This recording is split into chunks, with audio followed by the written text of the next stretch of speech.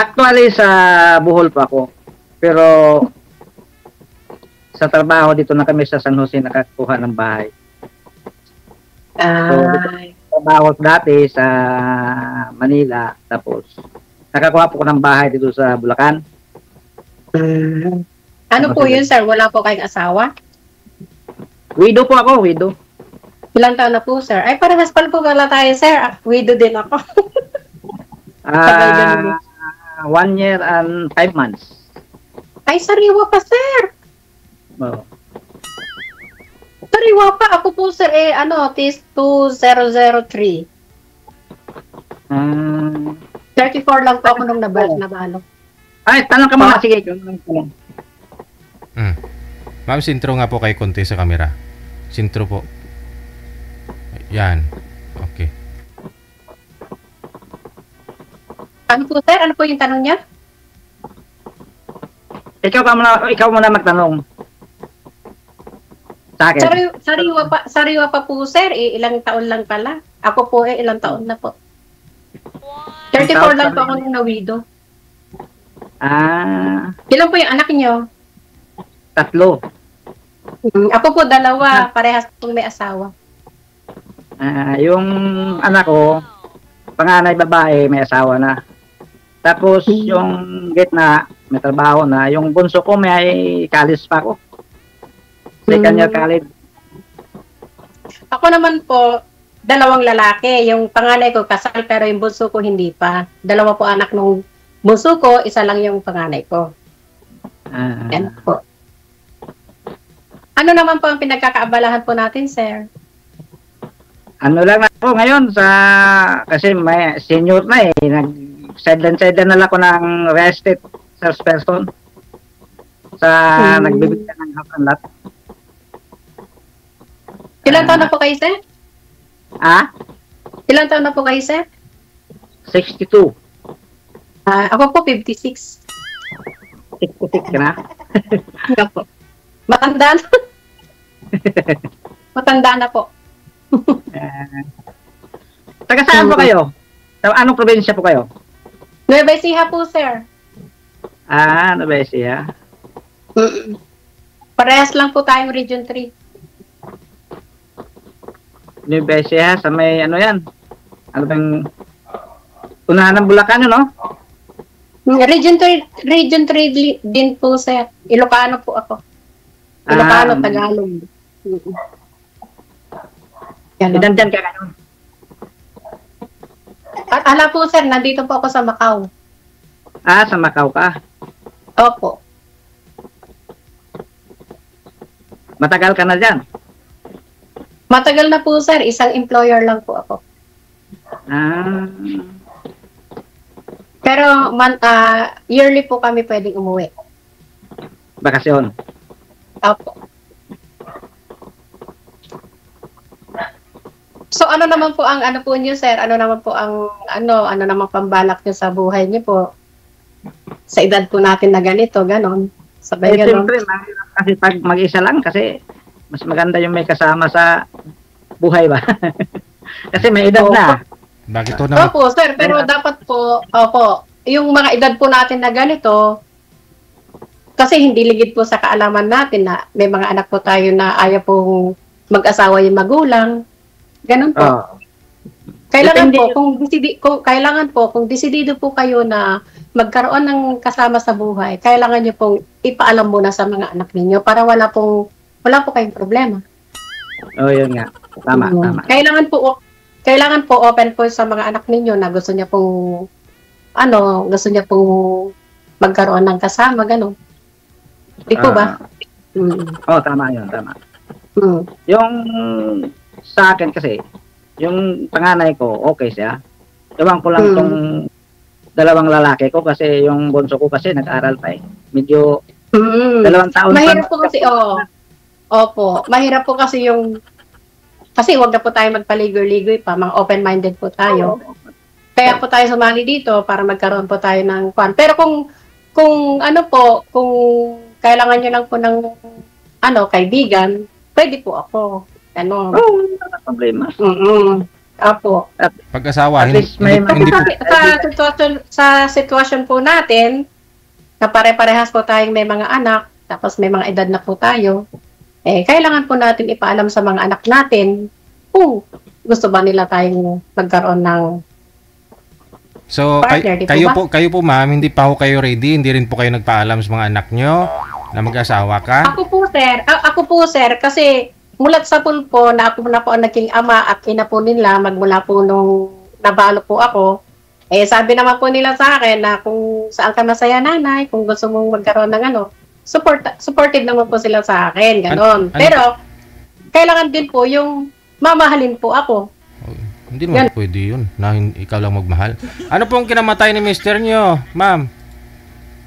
Ano po sir, hindi po siya nagkasakit, pulmonary cardiac arrest po yung kanyang ikinamatay. Sa'yo po, sir. Ano pong kinamatay ni misis nyo last year? Ano siya, pang breast cancer. Breast cancer. 57 lang siya namatay. Ilang taon? 57. Kumbaga, Naalagaan niyo naman po sir. Ano siya, bigla. Kasi may story kasi yun. May story to yung mga 14 years. Naoperahan siya ng cyst sa kilikili. So, dala-dala. Ako po sir, biglaan po eh. Classifier po kasi ng palay yung asawa ko, March 31, graduation ng bunso ko. March 30 po, namatay po siya. Ano pong history, sir? Sabi niyo po? Yung naoperahan siya ng cyst sa kilikili. Tapos, hindi na pa-check up. Nagtrabaho pa sa noon. Tapos yung nag-resign na, tumaba na siya eh. Kumaga, wala lang naramdaman. Mahirap pala pag bigla sumasakit. Tapos, yung pina-check up ko na, hindi naman siya nagsabi nga ganun. Tapos, January, February, 2 buwan. 2 buwan. Tapos, na-komplikasyon na. Mahirap na. Mabuti nga po sir, malalaki na po yung mga anak ninyo nung namatay, di ba? Ako po kasi 4 years old at saka 6 years old. Hindi na ho kayo nag-asawa, ma'am? Hindi na po sir. Nung iniwan ko yung mga anak ko doon sa kapatid ko, siya pang nag-alaga, nag-abroad po ako ng papuntang Taiwan. Masakit pero kailangan kakayanin. Hindi po kayo na boyfriend? Ay naku po sir, meron naman po magmula po nung 2003 hanggang 2020-24 nagkaroon, tsaka pa lang po ako nagkaroon, pero LDR po. First time. Ano daw? Masakit pero okay lang din. Ano po yun, ma'am? 2003 hanggang 2024. 2024 po, wala po ako naging boyfriend. Tapos 2024, nagkaroon po. Tapos, sana ho siya. Tapos iniwanan po ako. Hindi pa naman po kami nag-meet, sir. Hindi pa naman po kami nagkikita kasi sa trabaho ko po kasi, hindi po ako, sabi niya, wala daw akong oras. Ganun po talaga. Kasi iba naman po yung time niya sa Pilipinas. Iba naman, kasi hawak ninyo po yung time niya dyan sa Pilipinas. Ako naman po, hindi. Sumisingit lang din minsan, ganun.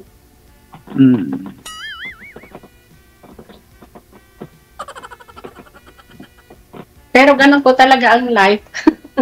Hindi para sa akin, di po ba? Ganun talaga. Mabait naman siya, ang kaso ayaw kasi ng mga anak niya na mag-asawa siya. Kasi meron po siyang meron po siyang sakit, ganun. Tsaka mayayaman po kasi yung mga anak, hindi tayo pwede doon. Mga nurse, mga doktor pang anak. Ganun. Sino ba naman ako para gustuhin? Katulong lang po ako, tagalinis ng kubeta, di po ba? Hindi, wala naman problema yan. Halimbawa, magkasundo lang. Ganun po talaga, sir. Kaya nga po, kung ayaw po yung mga anak mo, magkaibigan lang po, pwede po ako.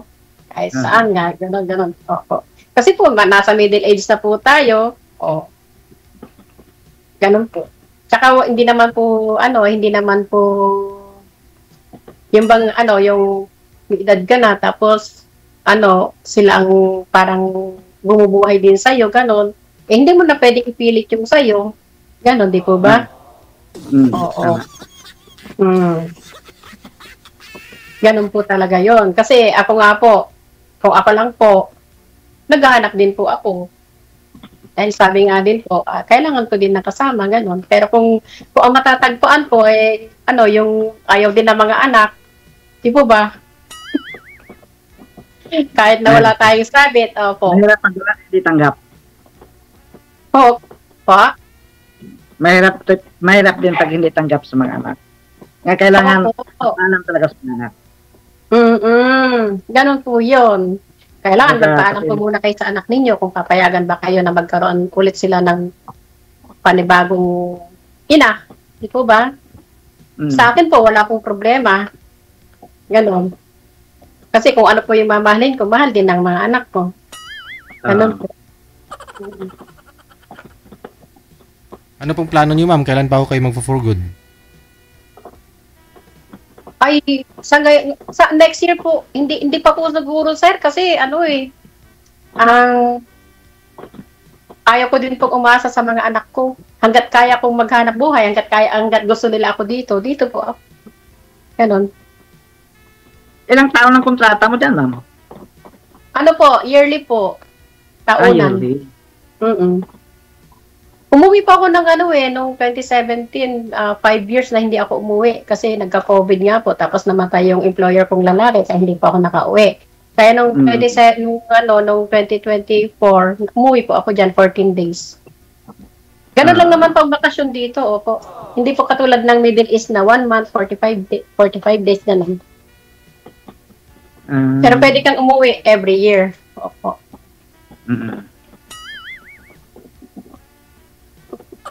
So, ganyan po, sir.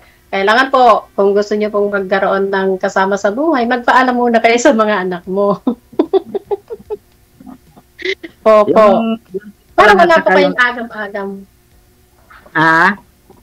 Para wala po kayong agam-agam. Opo. Pero ako po, kaibigan po, pwede po. Pwede po niyo ako maging kaibigan. Gano'n. Kasi wala problema pagkaibigan. Ako po, sir, makulit din minsan kasi po hindi po ako mahilig sa chat. Sa tawag po ako. Kasi parang nagplaplansya po, naglilinis ng inodoro, naglilinis ng bahay, may kausap ako. Hindi ko namamalayan ba yung pagod. Ganun, basta may kausap po ako. Opo. Ano? Para libangan. Opo. Hindi na pa naman siguro masabing mag-asawa na kayo kagad, so friend po muna. At kung magkaigihan, saka ho ni Sir ipaalam Yes nga po. Kung hindi DJ, papayag yung mga anak, walang magawa. DJ, kasi sa mga edad po namin na matatanda na, tapos may mga anak, tapos kailangan Hirap pa kasingit sa usapan nila. Hindi na ako sisingit. Sweetheart. Kaya ka sumali dito para magkaroon ka ng pero kailangan mo pong magpaalam muna sa anak. Ganon.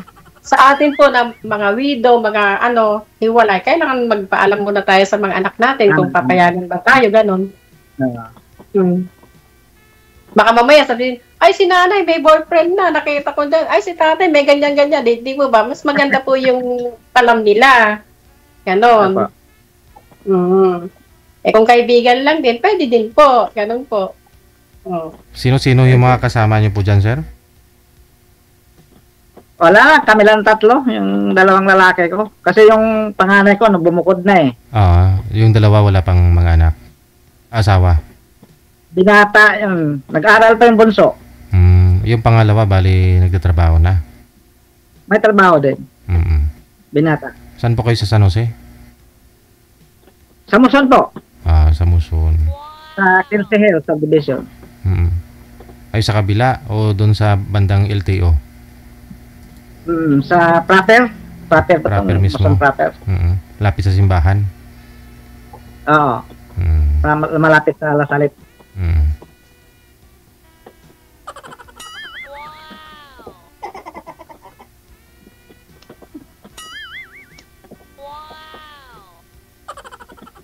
First time pa. First time po, ma'am. Opo, magtanong po kayo sa akin, sir. Opo, first time ko po ito. Hinihintay ko lang po yung mga amo ko na darating kasi nagbakasyon po sila ng ng 3 araw. Ako lang po dito nag-isa ngayon. Opo. Ikaw lang dyan sa bahay ng ikaw lang mag-isa. May mga kasama. Opo. Darating na po sila mamaya po, sir. Kasama po yung amo ko. Bali 3 po kami dito. Okay.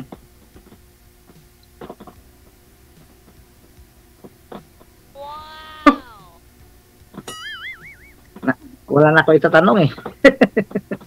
Ikaw ma'am, magkano ka ulit? Kayo po ba, sir?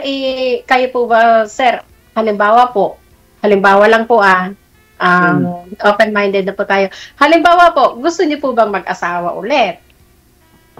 Siyempre naman, pag halimbawa mag-asawa, kasi sa edad natin, ang ko lang, may kasama sa bahay ba? Kasi may edad na eh. May nag-comment, sir. Hindi po. Sir, may nag-comment, sabi daw may pension ka na daw.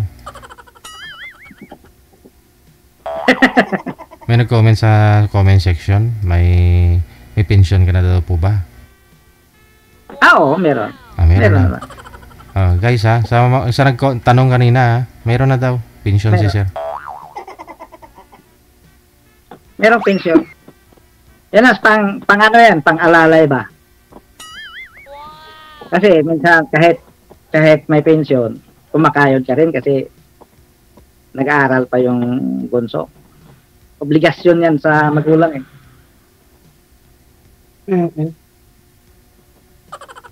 Mga ulirang magulang, ulirang ama, ulirang ina, obligasyon. Hindi po ba? Obligasyon. Ako masaya na ako pag makatapos lahat ng mga anak, maplasta na lahat ng mga bata. Okay na. Maswerte nga po kayo, sir. Malalaki na po yung anak mo nung namatay. Tapos kapiling mo pa sila. Ako po magmula po nung hindi ko po sila nagabayan, hindi ko po sila naalagaan. Sila na lang po ang nag-alaga sa mga sarili nila nang lumaki na po sila ganun. Hanggang ngayon may asawa na, may mga apo na ako. Hindi ko pa rin sila nalilingap, naaalagaan. Kaya maswerte po kayo dyan at naalagaan niyo pa yung mga anak niyo, nasusubaybayan niyo, ganun. Nasubaybayan ko talaga. Mula pagka maliit. Nung maliit pa sila, ako nag-alaga eh. Kasi noong time nagsara kasi kumpanya namin. So si Mrs. nagtatrabaho, ako nag-alaga sa kanila. Tapos headline na lang ako, kontrata. So, ayan ang hirap sa buhay, makasurvive din eh. Ako nga po nung ikinasal yung anak ko extend lang nila yung kontrata nila ng kasi nga hindi ako makauwi kasi nagka-COVID nga po. Sabi ko nga po, ituloy niyo na yung kasal yung anak kasi hindi talaga ako makakauwi. Sabi ng panganay ko, nanay, wala nang akong tatay, wala pa akong nanay. Sige anak, andyan naman yung mga hipag ko ba, yung hipag ko at bayaw ko ang tumayong magulang sa kanila. Talaga pong napakasakit talaga ng loob ko na dahil ikinasal yung anak kong panganay, hindi ako naka-attend, ganon. Pero ganon po talaga ang buhay. Lakasan lang ng loob, tibayan ng loob, ganon. Tapos ang mahalaga, nasa mabuting kalagayan yung mga anak ko, ganon, para rin sa kanila. Kaya napakasiswerte po nyo dyan, nakapiling yung mga anak ninyo, kahit paano, di po ba, na itataguyod, ganon. Kaya mahirap din po yung OFW minsan, Ang OFW kasi mahirap kasi malayo. Mahirap pa sa pamilya. Yeah. Pero nag-a-abroad na hindi na pagdating ng hindi nabuo ang pamilya. Hindi nagbawas, nagdagdag. Ganun po talaga ang OFW. Tanggap na lahat po yan talaga. Pagtitiis. Ganon. Buti yung mga anak mo, mga mababait kasi kahit wala sa awa naman po ng Diyos sa seryan po talaga ang ipinagdadasal ko kasi magmula po nung nag-abroad ako, wala pong nagkasakit sa amin. Hindi po sila sa mga bisyo ganon kasi talagang yun talaga ipinagdadasal ko talaga na sana gabayan po sila kasi wala po ako sa piling nila. Ganon. Sila ano po nickname mo? Pangalan, Ano ba? Nickname mo? Nickname. Imelda po. Emelda. Opo. Sol na lang tawag mo sa akin, Sol. Po? Sol. Sol. Sul. Sol. S-O-L. Pwede Ayan niyo po sir, pag may pagkakataon po, o ilang buwan na lang, 6 na buwan na lang, pag umuwi ako ko, malapit lang naman pag Nueva Ecija sa inyo. Kahit na para lang sa magkakaibigan po, pwede po tayo magkita. Ano? Saan kayo sa Besia? San Jose po. San Jose. Kasi may project sa Besia. Pinapunta nga ako dun sa namin, broker. Tayo kasi ko, saka na, kasi dito na lang ako malapit. Pero sir, kung ano naman, pero sir, kung ano naman, gusto nyo rin po talagang marami naman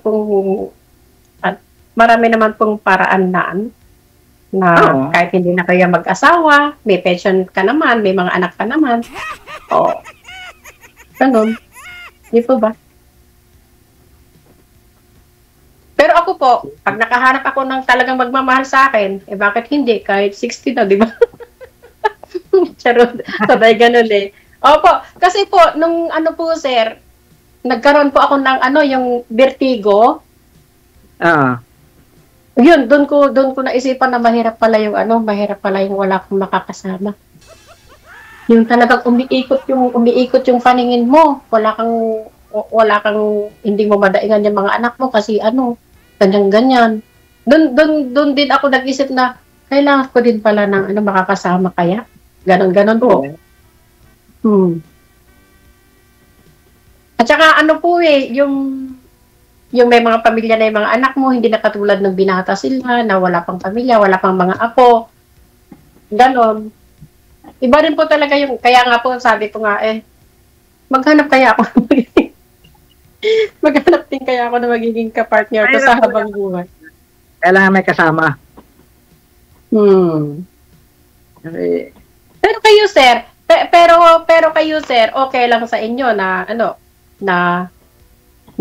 mamuhay ba na meron kang ano ba sabihin ko, yung hihiwalay po kayo sa anak ninyo, ganon. Kaya niyo po ba? Sa akin kasi, gusto kong may kasama talaga kasi mga bata. Kanya-kanya na Hindi po, sir. Kaya niyo po bang humiwalay sa kanila? Awat na po ba kayo sa mga anak ninyo? Okay naman, wala namang problema. Kasi kung halimbawa, na sila, siyempre, Hindi po, sir. Hindi po, sir. Hindi po, sir. Oo nga, malalaki na sila. Kaya niyo na po bang humiwalay sa kanila? Pwede naman. Wala namang problema.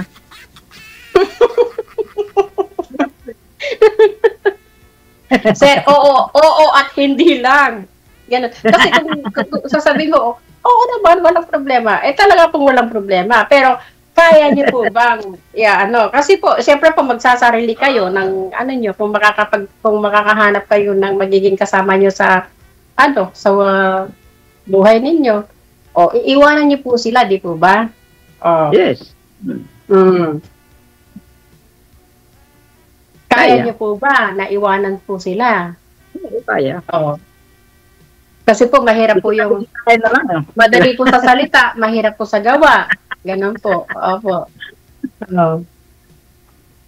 Iba po kasi yung side niyo eh. Iba po yung side niyo kasi sariwa pa yung yung pagkawido ninyo eh. Ako po matagal na po. Ako po naging depende na rin po ako sa sarili ko na tumagin pa ako sa sarili kong paa para mabuhay ko yung mga anak ko. Ganon. Pero kung makakahanap po ako ng magiging kasama ko, kaya ko naman po silang iwanan kasi magsasarili ka na ng buhay mo eh, may pamilya na sila. Mga puro na may pamilya. Sarili. Tapos malayo ka din. Nasanay na. Diba? Nasanay na rin po ako. Kaya tinatanong ko po sa inyo kung kaya niyo bang iwanan yung mga anak mo. Kasi mag-iisip ka din talaga dyan na na ano. Pero kung hindi niyo po kayang iwanan, wag na po kayong humanap ng ka-partner ninyo. Ganon. Magkamukha po yata tayo, sir. Ha? Wala pa po yung mukha ko eh. Tapos yung ilong ko eh.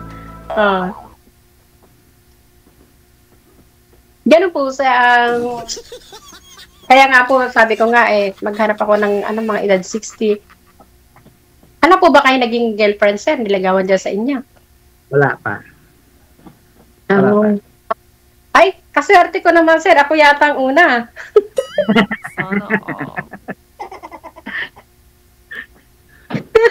Ako ang una. Pero kung ano po, sir, ako po talaga, ano lang po ako, mahirap lang po kami, simple lang po ang buhay namin. Ako po, metal lang po. Okay na po sa akin. Ganon. Alam niyo po ba sa yung metal? Mahirap lang din kami. Mahirap lang kami. Alam niyo po ba sir yung metal? Ano na? Alam niyo po ba yung metal? Metal? Ayun. Ako po kasi sanay po ako sa metal. Metal boss ng kamote, metal boss ng sayote, metal boss ng lingan po. Hindi. Na kinakain namin sa probinsya. Maliliit pa kami.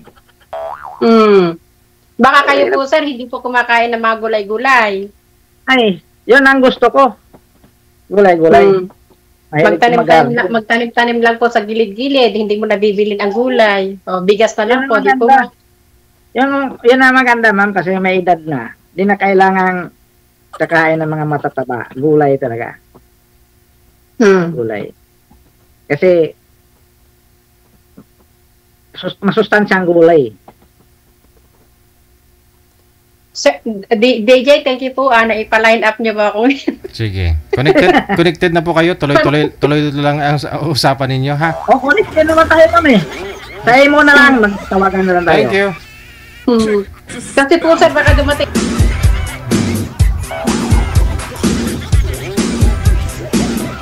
Hindi ako makasingit eh. Bala muda. Sobrang hyper yung mga chicks ngayon, ha? Napansin nyo yung una kanina, no? Tapos ito si girl. Sobrang hyper nila, no?